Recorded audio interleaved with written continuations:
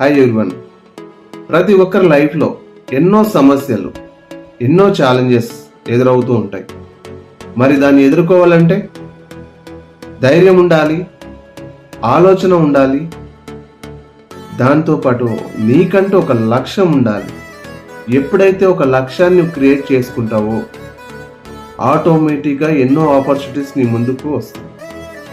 మనం ఏదైతే ఒక ఆపర్చునిటీ సెలెక్ట్ చేసుకుంటున్నామో దానికి ముందుగానే ఒక కమిట్మెంట్తో వర్క్ చేయడం స్టార్ట్ చేయాలి. ఎప్పుడైతే నువ్వు ఒక కమిట్మెంట్తో వర్క్ స్టార్ట్ చేయడం చేస్తావో ఎన్నో ఇబ్బందులు ఎదురవుతాయి, రకరకాల ప్రలోభాలు వస్తుంటాయి.